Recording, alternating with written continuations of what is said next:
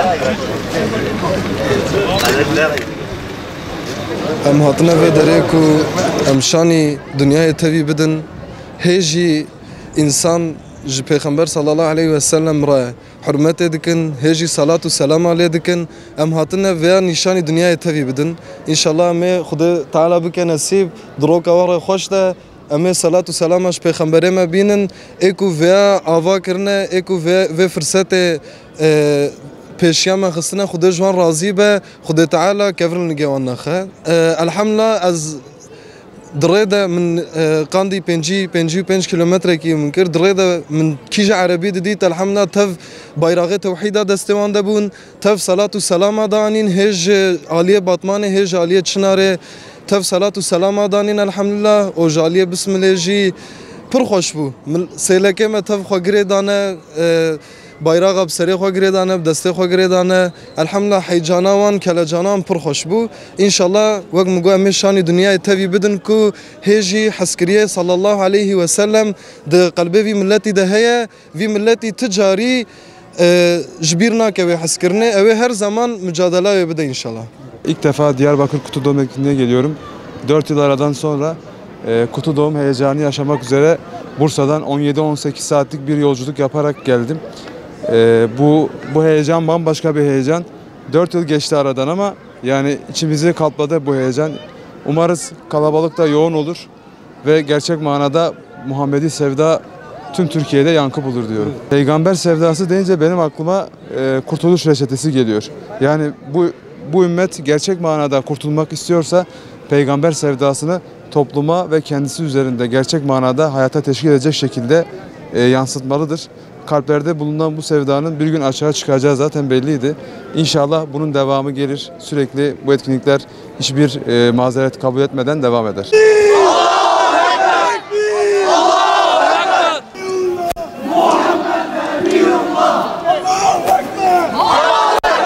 İnsan gereği en önemli gerek Müslüman be.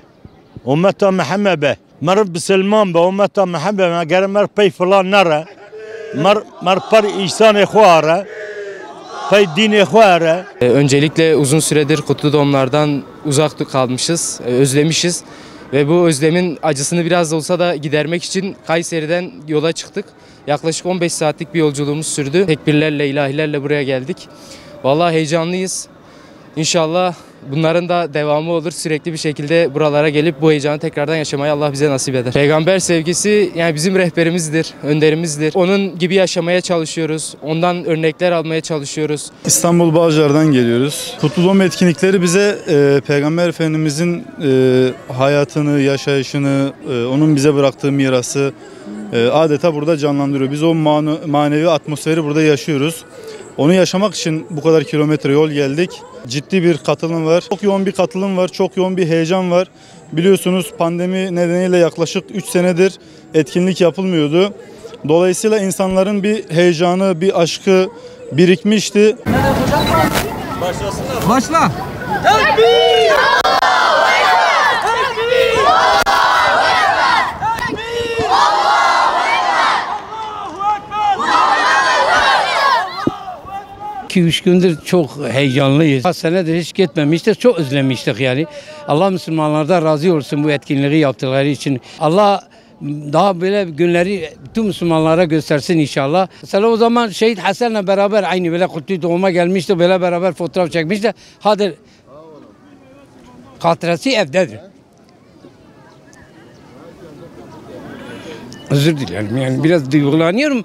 Yani böyle bu milleti bile arkadaşları böyle şeyleri gördüğüm zaman biraz daha insan heyecanlanıyor. Şehidin arkadaşları gördüğüm zaman sanki şehidi görüyorum. Yani benim için Müslümanlar hepsi Hasen'dir. Ama Resulullah sallallahu aleyhi ve sellem aşkı her şeyden daha üstündür. Keşke şehitlerimiz de burada olsa. İnşallah biz ne? Hasan Mekke'de bana söyledi. Dedi ki siz nereye gidiyorsun biz sizinle beraberiz. Şu anda o da bizimle beraber. Şu anda arkamda da duyuyor yani. Öyle hissediyorum. Hatay İskenderun'dan geldik. Muhammedi Sevda için buluştuk. Biz deprem bölgesinden geliyoruz. Deprem büyük bir etki yaptı bizde ama elhamdülillah deprem de olsa, yıkıntı da olsa bu aşk, Muhammedi aşk başkadır. Bu yüzden İskenderun'dan buraya yola çıktık elhamdülillah gençlerimizle birlikte. Rabbim bu etkinlikleri artırsın.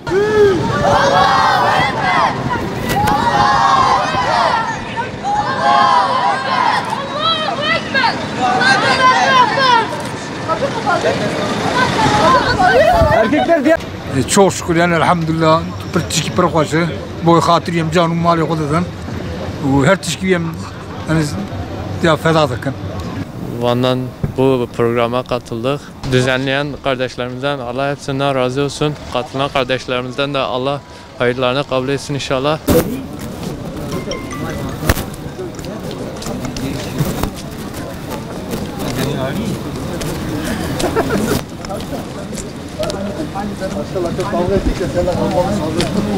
Peygamber Efendimiz için geldi.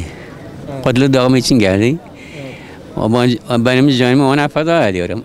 Peygamber Efendimiz diyor bir gece diyor ki birisi rüyada gördü. Dedi ki sen Peygamber Aleyhisselatü Vesselam acele ediyor.